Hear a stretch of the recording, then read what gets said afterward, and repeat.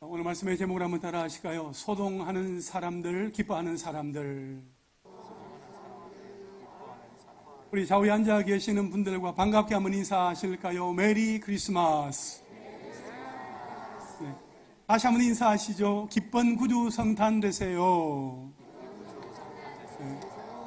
네. 아멘이십니까? 예수님이 우리 가운데 오심으로 말미암아 우리가 기쁜 구주 성탄을 맞이하게 되었고, 그 성탄은 우리에게 큰 기쁨과 감사와 은혜와 또 축복을 더하여 주는 날입니다. 여러분, 성탄절은 교회 절기 가운데 가장 중심에 놓여 있습니다. 왜냐하면 하나님의 구원의 역사가 구체화되고 성육신의 신비가 가시화되어지는 절기이기 때문입니다.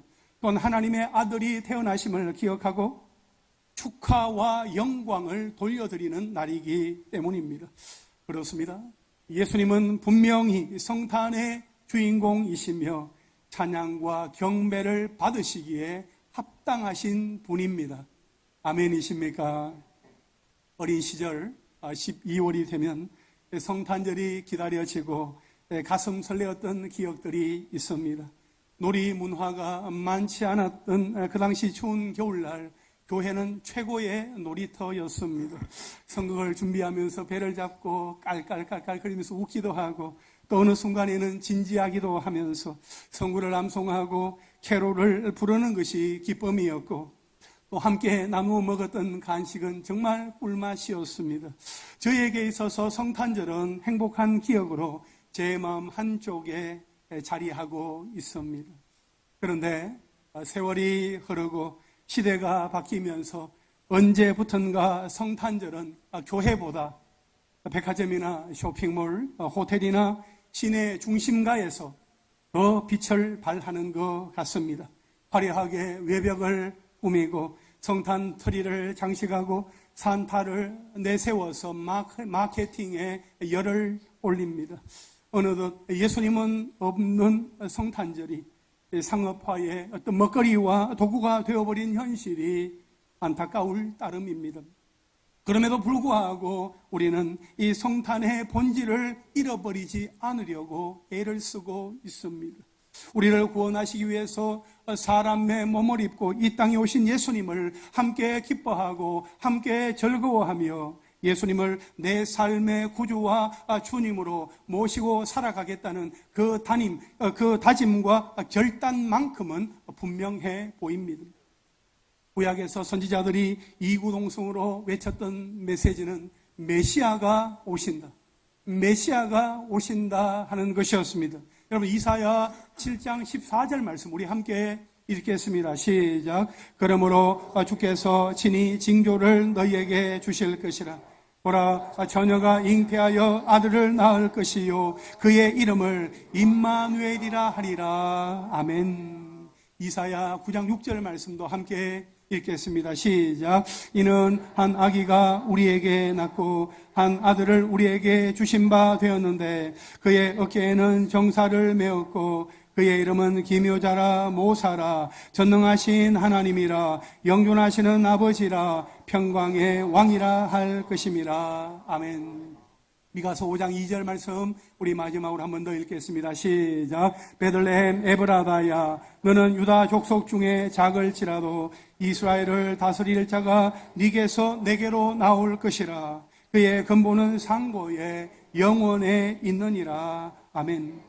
여러분, 이스라엘 백성들은 선지자들의 그 많은 예언을 듣고 메시아가 오시게 되겠구나, 메시아가 오시는구나 하는 그 사실을 잘 알고 있었습니다. 그러나 그 때가 언제인지는 알지 못했습니다. 그저 기다릴 뿐이었습니다. 사실 오랫동안 기다리다 보면 기억하기가 어렵습니다. 잊혀지기가 쉽습니다. 기억은 점점 희미해져 가게 되어지지요. 여러분, 하나님이 계획하신 그 때가 참에 드디어 예수님이 오셨습니다. 오늘 우리가 읽은 본문 1절에 보면 헤롯 왕 때에 예수께서 유대 베들레헴에서 나심에 이렇게 말씀을 하고 있습니다.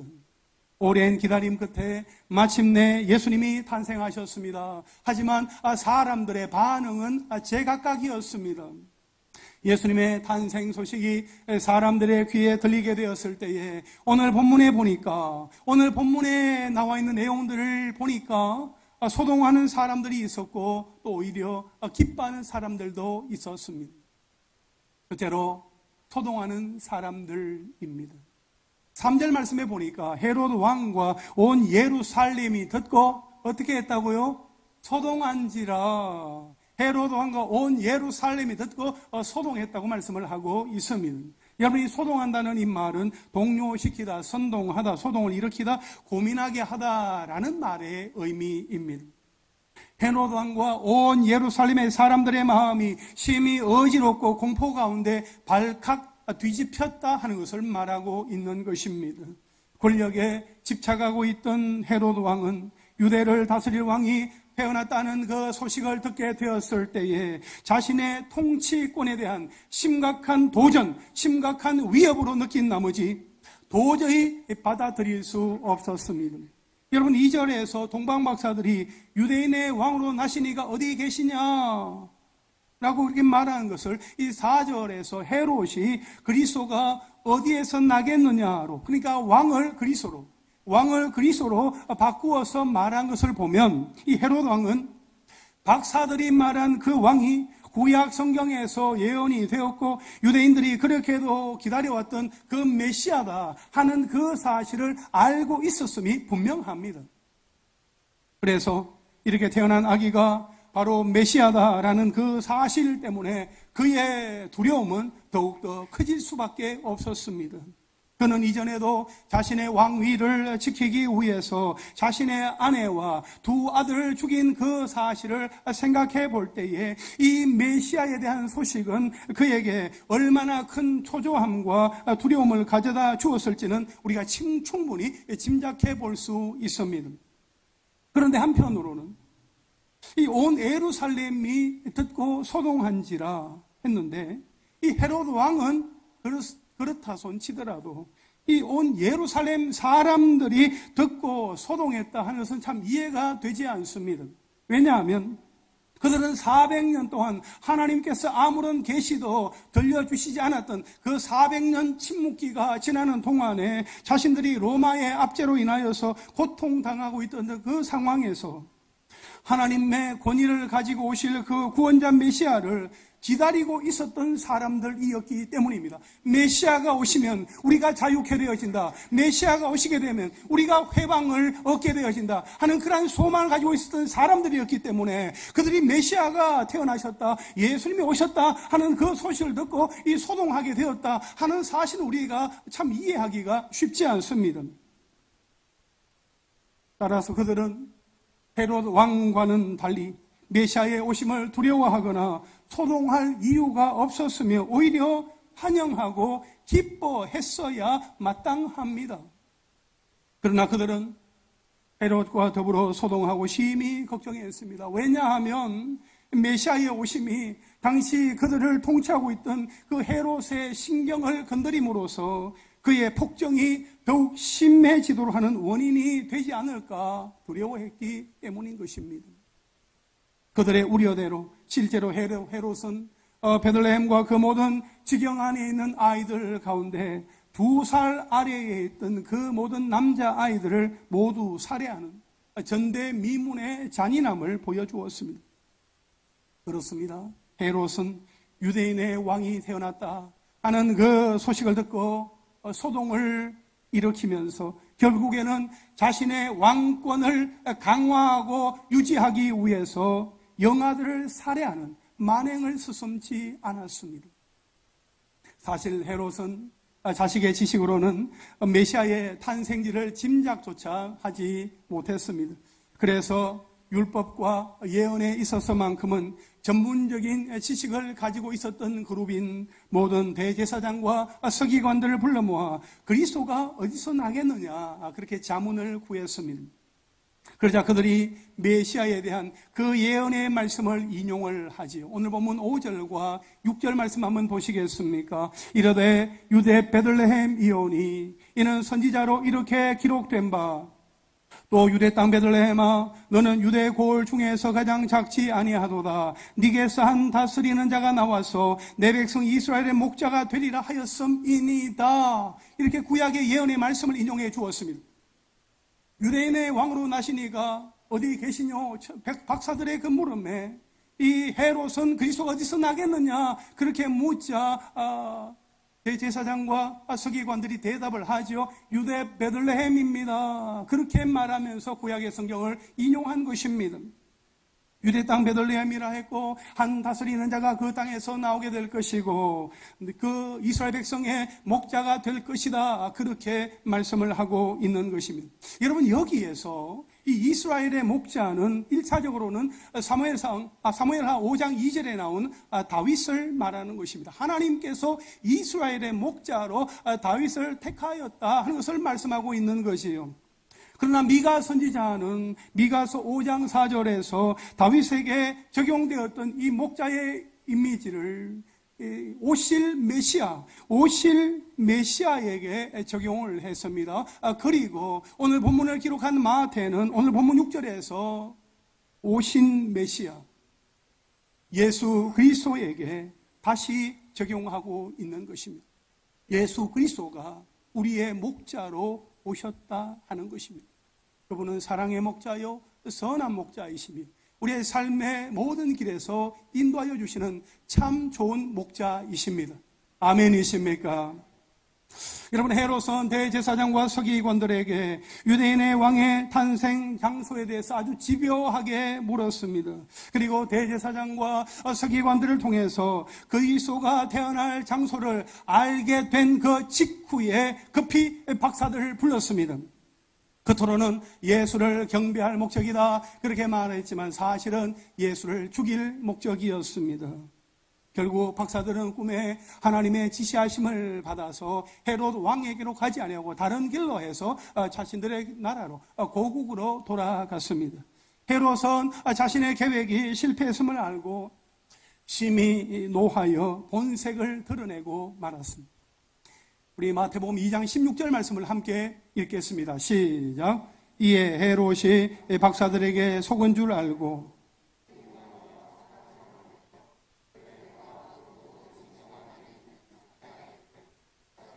자세히 알아본 그때를 기준하여 2살부터 그 아래로 다 죽이니. 아멘. 여러분 헤롯 왕은 예수님의 탄생 소식을 듣고 소동하면서 예수님을 거부한 나머지 자신의 왕권 유지를 위해서 수많은 영아들을 살해하는 끔찍한 만행을 서슴지 않았습니다. 이처럼 헤롯 왕과 예루살렘 사람들처럼 소동하는 사람들이 있었어요. 메시아가 오셨다, 예수님이 태어나셨다 하는 그 소식을 듣고 이렇게 소동하는 사람들이 있었는가 하면 기뻐하는 사람들도 있었더라 하는 것입니다. 둘째로 기뻐하는 사람들입니다. 여러분 예수님이 태어나셨을 때 기뻐하고 기뻐했던 사람들은 바로 동방박사들이었습니다. 성경의 다른 곳에도 보면 또 예수님의 그 성탄, 예수님의 탄생 소식을 듣고 많은 사람들이 기뻐하고 즐거워하였던, 찬송하며 노래하였던 그러한 기사들이 있습니다만 오늘 본문에 보니까 오늘 본문에서 가장 기뻐하였던 그룹은 동방박사들이었습니다. 예수님이 태어나신 그 땅의 사람들은 알지 못했지만 동방의 박사들은 동방에서 별을 보고 예수님을 찾아 먼 길을 왔습니다. 오늘 보면 1절과 2절을 우리 함께 읽겠습니다. 시작. 헤롯 왕 때에 예수께서 유대 베들레헴에서 나시매 동방으로부터 박사들이 예루살렘에 이르러 말하되 유대인의 왕으로 나시니가 어디 계시냐? 우리가 동방에서 그의 별을 보고 그에게 경배하러 왔노라 하니. 아멘. 여러분 동방박사들은 바사 이 페르시아의 별을 연구하던 천문학자들이었는데 그들은 왕의 자문관 역할까지 하면서 상당한 지식과 권력과 영향력을 행사했던 사람들로 보여집니다. 그러면 그들은 어떻게 메시아에 대해서 알게 되었을까요? 우리가 성경에서 볼 때 바벨론 메데 바사 시대를 지나는 가운데 그 유명한 박사들을 관리하는 역할을 했던 이 다니엘의 영향이었던 것으로 우리는 보고 있습니다. 여러 박사의 후손들이 다니엘을 통해서 메시아에 대한 기록, 메시아에 대한 말씀을 접했다고 보는 것이지요. 오늘 본문의 동방 박사들은 동방에서부터 별을 보고 적극적으로 메시아를 찾아갔습니다. 그들에게는 열정이 있었습니다. 메시아를 향한 갈망이 있었습니다. 오늘날처럼 이 교통이 발달한 것도 아닌 그 당시 상황에서 밤마다 별만 바라보고 오로지 별만 바라보면서 여행한다는 것이 결코 쉬운 일은 아니었습니다. 그들은 안락한 자리를 박차고 메시아를 찾아 떠났던 것이었습니다. 또한 예루살렘 왕궁으로 가서 유대인의 왕으로 나시니가 어디에 계시냐 이렇게 묻는 질문을 보면 메시아 탄생에 대한 정확한 지식이 그들에게는 없었다 하는 것을 우리는 알 수 있습니다. 그럼에도 불구하고 그들은 메시아를 알기를 원하였고 메시아를 만나고자 하는 그 열망을 가지고 있었더라 하는 것입니다. 사랑하는 성도 여러분, 우리는 어떻습니까? 우리는 예수님에 대하여서 어떤 마음을 가지고 있습니까? 예수님을 더 알기를 원하고 예수님을 내가 날마다 예수님과 교제하면서 예수님과 날마다 믿음으로 내가 살아가기를 원한다 하는 그런 간절한 소망이 있습니까? 내 마음 가운데 내가 예수님을 꼭 만나야 합니다 하는 간절한 기대가 있습니까? 지금 내가 하고 있는 일을 멈추고 우선 예수님을 만나야 해라는 열정이 있습니까? 이것은 성경을 얼마나 많이 알고 있는가, 얼마나 오랫동안 예수를 믿으며 신앙생활을 해왔는가 하는 그 질문과는 상관이 없습니다. 열정이 필요합니다. 갈급함이 필요합니다. 겸손함이 필요합니다. 무엇보다도 나를 위해 오신 예수님, 그분 자체를 알아가기를, 닮아가기를 원하는 그 갈망, 갈급함이 필요하다는 것입니다. 할렐루야. 여러분의 마음 가운데 그 주님을 향한 갈망과 갈급함과 열정과 소망과 간절함이 가득할 수 있게 되기를 주님의 이름으로 축원합니다. 사랑하는 성도 여러분, 예수님은 예수님을 만나고자 하는 사람들을 꼭 만나 주십니다. 오늘 본문에 한번 보십시오. 9절부터 11절까지의 말씀을 우리 함께 읽겠습니다. 시작. 박사들이 왕의 말을 듣고 갈새 동방에서 보던 그 별이 문득 앞서 인도하여 가다가 악이 있는 곳 위에 머물러 서 있는지라. 그들이 별을 보고 매우 크게 기뻐하더라. 집에 들어가 아기와 그의 어머니 마리아가 함께 있는 것을 보고 엎드려 아기께 경배하고 보배압을 열어 황금과 유향과 모략을 예물로 드리니라. 아멘. 여러분, 우리가 오늘 이 본문을 볼 때에 예수님을, 그러니까 오실 메시아를 간절히 만나고자 했던 사람들이 누구였습니까? 동방의 박사들이었습니다. 그들이 동방에서 별을 연구하면서 메시아가 오신다, 메시아가 오실 것이다 하는 그 사실을 그들은 기대하면서 별을 보면서 연구했던 사람들이었습니다. 그래서 동방에서 보았던 그 별이 베들레헴에 이르게 되었을 때에 그들의 가는 그 길에 문득 앞서 인도하여 가다가 아기 예수님 태어나신 그 위에 머무르게 되었을 때에 그들의 마음은 어떠했습니까? 오늘 10절 말씀해 보니까 뭐라고 말씀하고 있어요? 매우 크게 기뻐하더라. 매우 크게 기뻐하더라.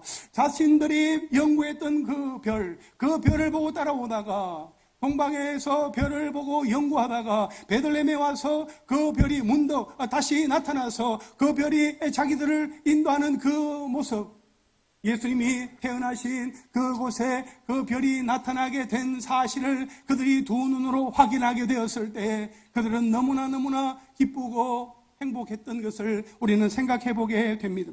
박사들이 매우 크게 기뻐하고 기뻐했다 하는 것은 최상급의 기쁨을 말하는 것입니다.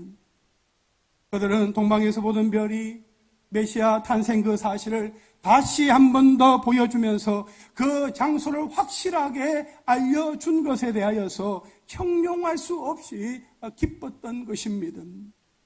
여러분, 박사들의 그 기쁨은 어둠에 있던 자가 밝은 빛을 발견했을 때의 기쁨이요, 미로를 찾아 헤매던 자가 마침내 바른 길을 찾았을 때의 기쁨과 비슷한 것으로 유대인의 왕이요 온 인류를 죄에서 구원하실 메시아를 찾게 된 것에 대하여서 가슴으로부터 우러나오는 충만한 기쁨이 그들에게 있었더라 하는 것입니다. 이에 박사들의 마음속에 있던 그 기쁨은 아기 예수에 대한 경배로 나타나게 된 것을 우리는 볼 수 있습니다. 그들은 집에 들어가서 아기 예수님께 경배했습니다. 어머니 마리아에게 경배하지 않았습니다. 어머니 마리아는 경배의 대상이 아닙니다. 경배할 수가 없습니다. 사람은 경배의 대상이 될 수 없습니다.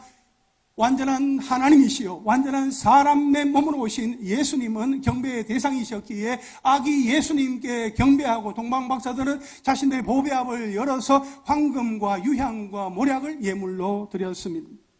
여기에서 황금은 예수님의 왕권을 상징하고 유향은 신께 드리는 제사 용도로 쓰이는 물품이라는 점에서 예수님의 신성을 상징하고, 모략은 시신에 발라서 방부제로 쓰인다 하는 점에서 예수님의 순환과 죽음을 상징합니다. 동방박사들은 아기 예수님께 경배하고 예물을 드린 후에 고국으로 돌아갔습니다. 그들은 헤롯의 명령을 따르는 정치적인 상황과 타협하지 않았습니다. 왜냐하면 진짜 왕이 누구이신지를 알게 되었기 때문입니다. 지금도 이란 북부의 우루미에라는 그 지역에 가면 이 동방박사들의 무덤 교회가 있습니다. 그들이 자신들의 고국에 돌아가서 그들의 조로아스트교를 버리고 그곳에서 예수님을 섬겼던 것으로 전해지고 있습니다. 사랑하는 성도 여러분, 우리가 오늘 함께 나눈 이 말씀을 정리해 보면 예수님이 태어나셨다는 그 소식을 듣고 소동하는 사람들이 있었는가 하면 기뻐하는 사람들도 있었더라 하는 것입니다. 소동하는 사람들 가운데 대표적으로 헤롯 왕은 예수님을 맞이하기보다도 자신의 왕권을 지키겠다고 예수님을 대적하다 보니까 수많은 영아들을 살해하는 끔찍한 만행을 저지르고 말았습니다. 그야말로 물불을 안 가리는 인간의 탐욕스러운 권력욕을 우리에게 보여주는 것입니다. 인간은 왕이신 하나님을 거부할 때에 살인까지도 저지르는 죄의 자리까지 떨어질 수 있다는 것을 우리에게 보여주고 있습니다. 반면에 동방에서 별을 보고 아기 예수님께 경배하러 왔다고 말했던 동방의 박사들은 아기 예수를 경배하고자 하는 그런 마음으로 별을 따라 나아갔다가 별을 보고 크게 기뻐하고 기뻐했으며, 그들은 아기 예수님을 만나서 경배하면서 예물을 드리게 되었습니다. 여러분, 오늘 우리가 예수 그리스도를 만나게 되었다 하는 이 사실은 가장 크게 기뻐하고 기뻐해야 할 일입니다. 아멘이십니까? 우리는 세상에서 슬픈 일을 만나기도 하지만 기쁜 일도 만나게 됩니다. 하지만 세상에서 얻는 기쁨은 매우 순간적이어서 그 기쁨은 곧 사라지고 말지요. 그러나 우리가 예수님을 만난 기쁨은 기쁨 중에 기쁨이요 영원히 사라지지 않는 기쁨입니다. 왜냐하면 예수님과의 만남은 생명의 만남이요 구원의 만남이며 하나님이 우리와 늘 함께 하시는 임마누엘의 만남으로서 우리의 삶 속에서 그분으로 인한 기쁨이 영원히 지속되도록 해주시기 때문입니다. 할렐루야. 여러분, 예수님이 우리의 인생 가운데 오셨습니다. 예수님이 우리 가운데 오셨습니다. 지금 손님으로 계십니까? 아니면 주인으로 계십니까? 예수님은 지금 내 마음 가운데 손님으로 계십니까? 주인으로 계십니까? 이 질문 앞에 주인으로 계십니다 라고 대답하시는 분들이 많으시네요. 여러분, 만일 예수님이 내 마음 가운데 손님으로 계신다면 나와 아무런 상관이 없고 나는 전혀 불편함도 없습니다. 왜요? 내 마음대로 살 수 있으니까요. 그러나 예수님을 내 마음의 주인으로 모시고 살려고 할 때에 크고 작은 불편함들이 수시로 일어나게 될 것입니다. 여러분은 지금 내게 오신 예수님으로 인하여서 소동이 일어나서 혼란스럽고 어수선하십니까? 아니면 내게 오신 예수님으로 인하여서 기뻐함으로 위로와 평안을 누리고 있습니까? 예수님이 나에게 오시기 전에는 내가 주인이었고 왕이었기 때문에 내 마음대로 모든 일을 처리할 수 있었습니다. 그런데 예수님이 오심으로 나의 주인 되고 왕 되었던 그 자리를 빼앗겼다, 침해당했다, 그렇게 생각을 하게 되어지면 내 마음 깊은 곳에서 요동치면서 소동이 일어나게 되는 것입니다.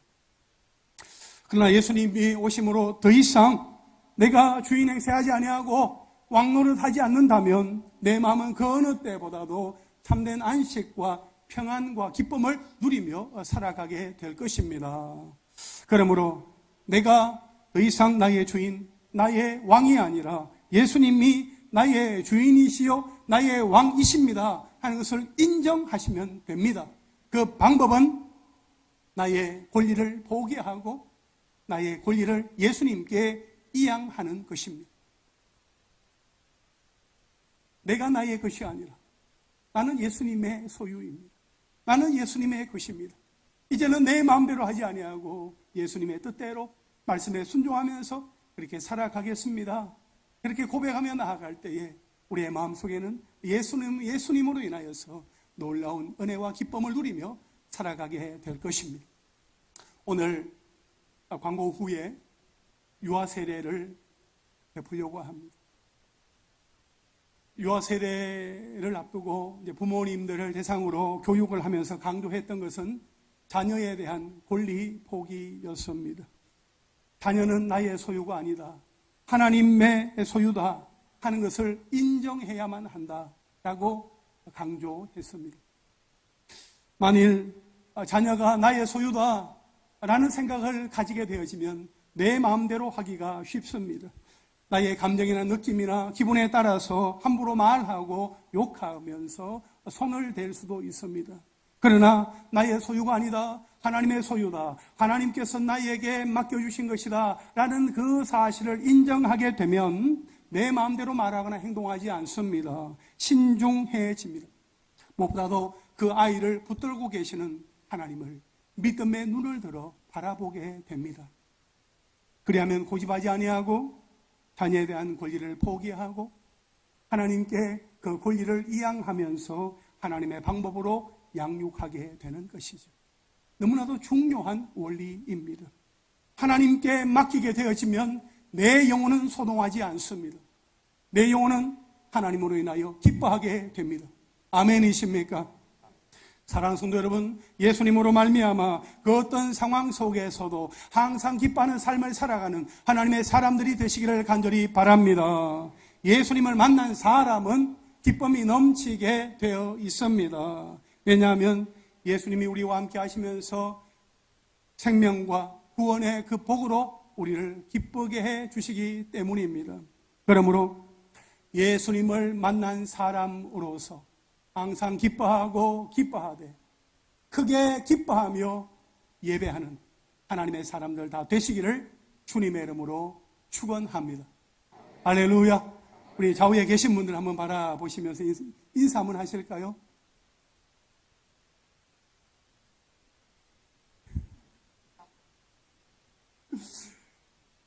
인사하실 때 당신의 얼굴에 기쁨이 충만해 보입니다.